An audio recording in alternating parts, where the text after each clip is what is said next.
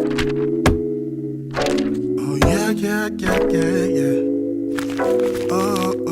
guys, what is up? What is good? What is Gucci? It is your girl, Paige Christie here, bringing you yet another TLDR. Now, if you don't know what TLDR stands for, it stands for too long didn't read. Because we all know what it's like to be watching all of the shenanigans on social media and thinking to ourselves, girl, I ain't reading all that. So up on today's docket, we have plenty to discuss. We have Todrick Hall and his most recent controversy to do with his new TV show on MTV, The Real Friends of WeWho. I watched it, I will give you guys my verdict on that. We also have the Tarte trip conspiracy. There are a lot of theorists out there who cannot understand how they were able to make such a massive trip come together. We also have Jaclyn Hill and her cat. Girl, people think she stole a cat. Oh, we're gonna get into that as well today. As well as Jaclyn Hill's bestie, Mikayla Nogueira. People are calling her a downright liar for lying in a sponsorship video. We have got that, plus a few more stories and so much more in today's episode of TLDR. So let's get straight into it. So first up, let's talk about Todrick Hall. Now, Todrick Hall has a new show that has premiered on MTV in the US called The Real Friends of WeWho. It's supposed to be kind of like a knockoff version of the Real Housewives franchise, but all containing gay men in West Hollywood. But this new show has been placed by MTV in a really controversial time spot. It was placed in between RuPaul's Drag Race 15, which is the season that we're on currently, and then RuPaul's Drag Race 15's Untucked. Basically meaning that MTV pretty much just want to trick you into watching The Real Friends of WeWho in between watching Drag Race and Drag Race Untucked. Now, because of this new show coming to MTV, it's actually reduced the running time of Drag Race. So Drag Race, which is known for their 90-minute episodes, has now been reduced to a whopping 45 minutes per episode. A lot of the fans are upset because they feel like the episodes of Drag Race are feeling a lot more rushed than they were before. I think that's compiled with the fact that the first two episodes of Drag Race were like an hour long for the premiere opening weekend, if you will. So because each episode was approximately an hour already to begin with, it's kind of like dangling the proverbial carrot in front of their face and saying, hey, is this what you really want? Okay, now have The Real Friends of WeWho. Like showing people what it is that they want and then giving them the bare minimum. But the problem is, nobody seems to like the show, from what I've seen on social media. The ratings for the show on the pilot episode is extremely low. And when we compare that with the ratings for RuPaul's Drag Race for that same week, we can see that they lost a hell of a lot of viewers when The Real Friends of WeWho premiered on MTV. I think that's mainly because not many people like Todrick Hall. And because of that, there seems to be this conspiracy that this could be a way for Todrick to revamp his career. And the show's pretty self-aware with this. Throughout the premiere, we were able to see that they were going to tackle a lot of things head on. You suck, you ain't cute, I hate your music. Why is he getting this? I should have this, like it shouldn't be him.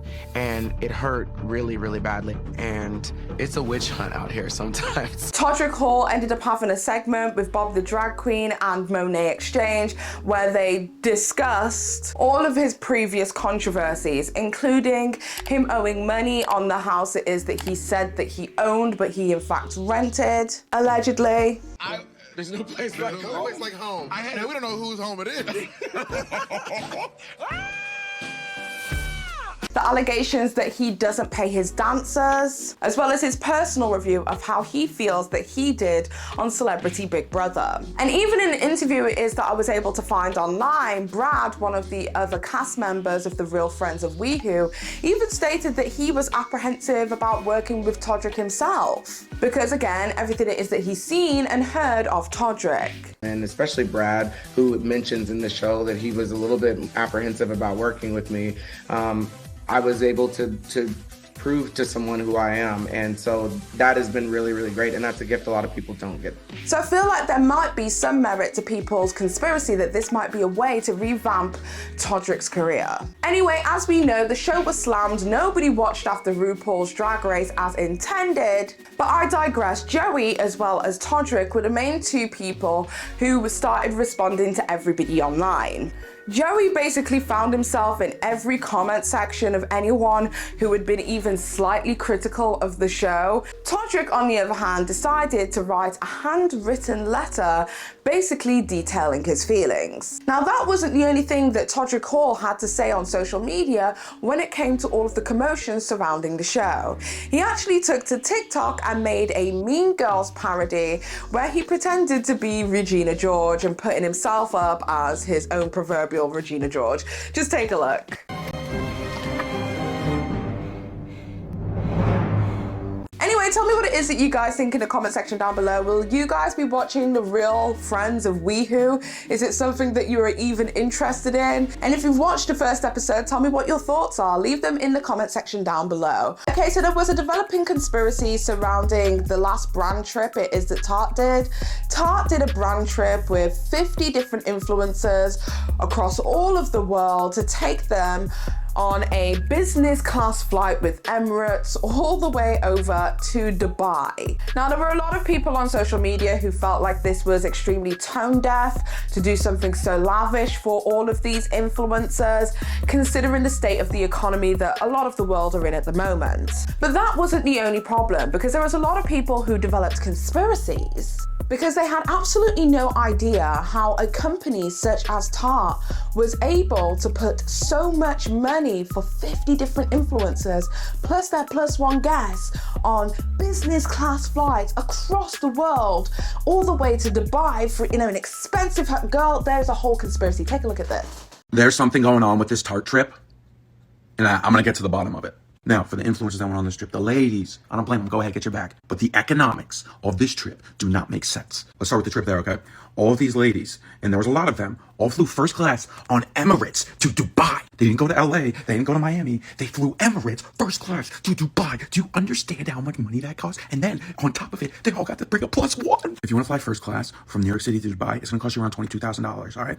Now, on top of that, all of them had a plus one, so that's $44,000 just on the trip alone. Where are they staying? Oh, Ritz-Carlton. And this is one of those hotels you can't even find how much money it costs to stay there. You have to like call somebody because it's like they know rich people ain't fucking booking it on Expedia. And they're all staying in these phenomenal villas too.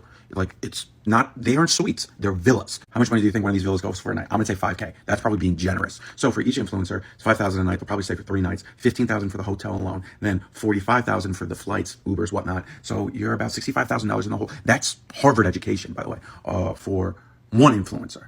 And then you times that by 10. And also, we're talking about people that don't get out of bed for nothing, all right? These aren't nobodies. This is Alex Earl. You think Alex Earl probably is getting like a Patrick Mahomes contract for just going. Where are they getting this money from? And then you find out Tarte was just this company that some woman came up with in her apartment in New York City that was built on credit cards and a dream. Guess what? Credit cards and a dream don't get you to Dubai first class on Emirates with a plus one, I'll tell you that much. There's something going on here, and me even talking about this is risky, all right? It's risky. I don't know what's going to happen to me after I press publish on this video. This is a heroic act that I just did. Heroic journalisming, okay?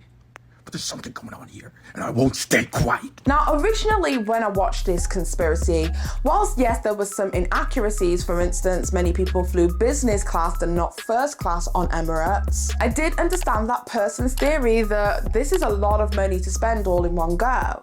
But my personal thought was maybe this is just the entire budget that Tarte has for promotions. So instead of doing one-off little sponsors with every other content creator, they would just do one big bash and get more promotion in those 3, 4, 5, 6, 7 days it is that they spend over there than they probably would for the entire year of little sponsorships to various different size influencers. However, there was a content creator who is also a writer who has been on many of these kind of brand trips with other brands, who basically broke down, actually, it is extremely plausible that they would be able to afford this, because for another brand trip it is that she went on, they accidentally sent her their budget.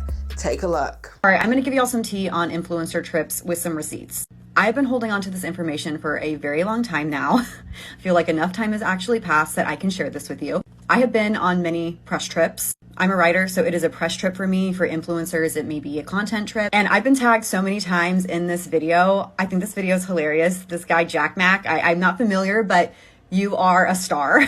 But one thing he talks about is he wants to get to the bottom of this trip. Like, it's not computing how much money they're spending. And I think at the end, he's trying to maybe insinuate, like, this brand was started in somebody's garage in New York City. So like the math isn't mathing essentially. I don't blame Jack Mac for not knowing this, but Tarte has been around for forever. It's actually 1999, not 2000. And Tarte has been doing trips like this for a long time now, for probably a decade at this point. I've gone on press trips with Tarte. They're always fabulous, and they take really, really good care of the people that are on these trips. A little background on this particular Dubai trip, and I understand why people are freaking out because this is really like the biggest influencer trip that's happened since the pandemic. They brought out 50 women from 8 different countries and their plus ones, so at least 100 influencers and their guests. This is Maureen Kelly. I'm pretty sure that they are doing this trip in conjunction with Sephora Middle East. She says that they flew people from all over the world, like Saudi Arabia, Qatar, Italy, the US, etc. The impetus for influencer trips will always be a product launch. So when you start to see a lot of people packing and getting ready to go somewhere with a brand, just know that there is a launch ahead. In this case, it was the Maracuja Juicy Glow. It's a glossy skin finishing product that will launch next month. Beauty is a $500 billion industry, so this lavish trip is not surprising to me. What Tarte is banking on is that these content creators will talk about the brand and the new launch, and their EMV, earned media value, will offset the investment of the trip. Many years ago, in the early aughts of these influencer trips, a brand sent me their budget on accident. Knowing the numbers for this particular trip versus what's going on with Dubai right now, I would be shocked if this Dubai trip wasn't at least $1 million out of the brand's budget. But this might be a collaboration with Sephora Middle East, so perhaps they're splitting costs. I don't really know the details of that. Just putting it out there. The trip, I believe, was 4 or 5 days, and it ended up totaling to over $800,000. One individual on this trip had 3 plus ones, and their flights totaled over $100,000. I learned that 2 of these creators came in for only half the trip. They left, I think, after 36 hours. And when they returned back to the US, they went on a competitor's press trip. So not really sure if that was a great use of their money. Now, Jack mentions that some of these influencers probably got paid to attend this trip. I would not be surprised. However, a lot of these influencers are still a little green. So maybe they're just enjoying the trip without getting paid yet.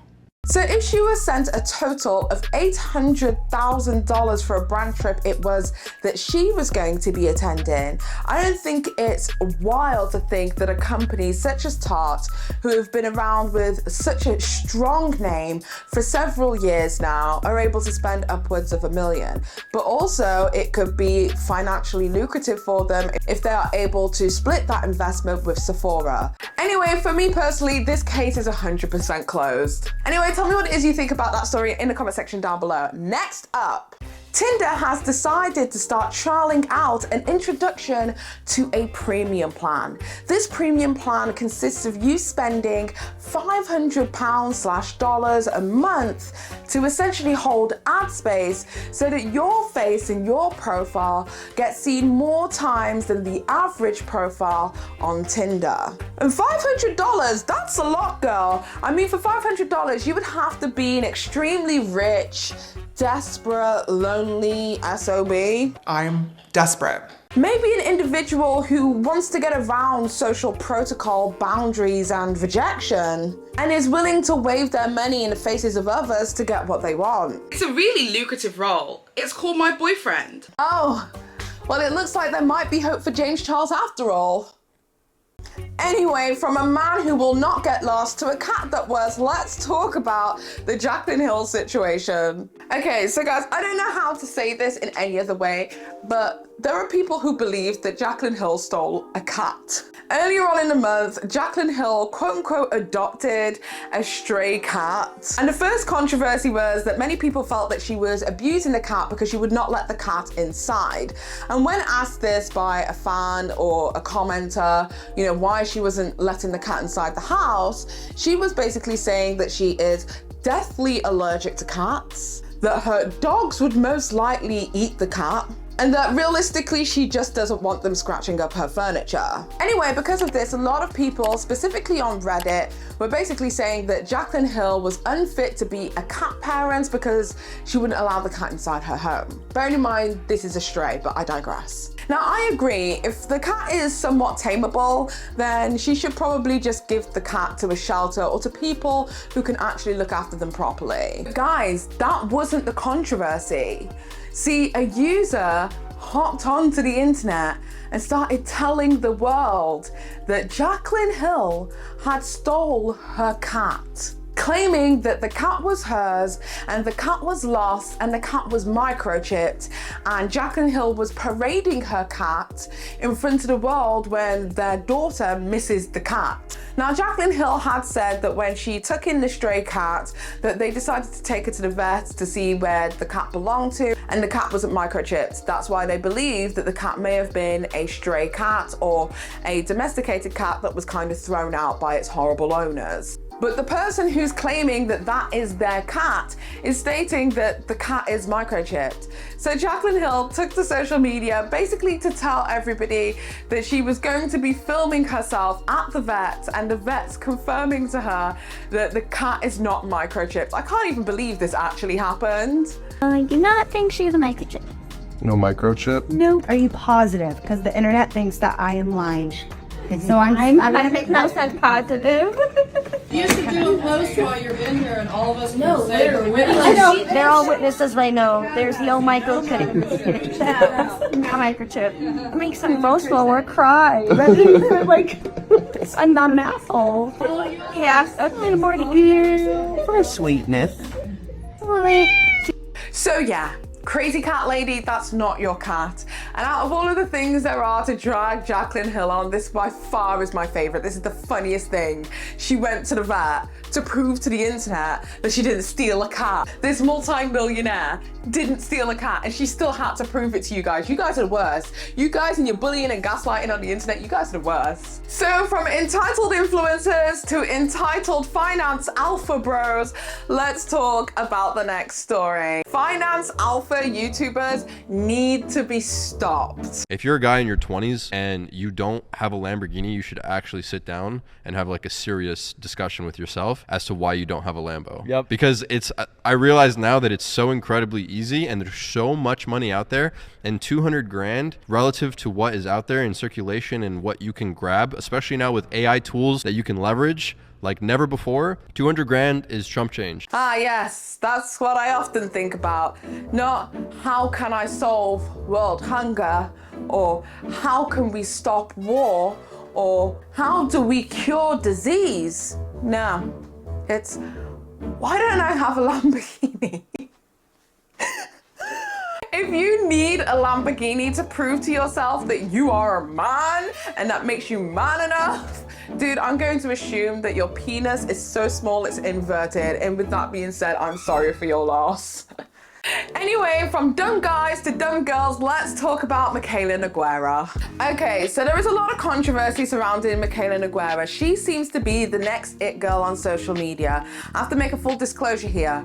I like Mikayla Nogueira, and I feel like I am the last person on the planet who does. Because you cannot go anywhere on DramaTube and not see another video by another drama content creator dragging that girl by her scalp. But I like the girl. I don't think she has any bad intentions. I just think that she goes through some of the cardinal sins that we've seen other content creators go through, and just kind of consistently keeps messing up in a big way. Well, anyway, last night was no exception. Mikayla Nogueira posted a video trying out a new mascara, and the mascara is supposed to be amazing, out of this world, give you length and volume for your nerve girl. Go ahead and purchase if you will. However, a lot of people noticed the jump cut that took place with Mikayla Nogueira in her promotional brand video and realized that it wasn't just length and volume this mascara was giving, it was giving a few extra eyelashes. Take a look. Look how long and lengthened my lashes look. This literally just changed my life. This looks like false light. This is how? What? It's this L'Oreal telescopic lift. Look at the wand. Okay, so basically I'm taking the curved side and I'm going root to tip, and I'm satin coat the lashes. And then once you've done that, you flip the brush to the side and you use the hook comb to basically separate. This is one coat. Okay, I'm gonna add a second. Look at the length. Do you see that? I am speechless, and I'm not sure anyone's gonna ever be able to compete with this mascara. Okay, look at the eyelashes. Look at them closely. So she is telling us that this mascara can turn into this? Ma'am, BFR. Be fucking for real. Cause this ain't adding up.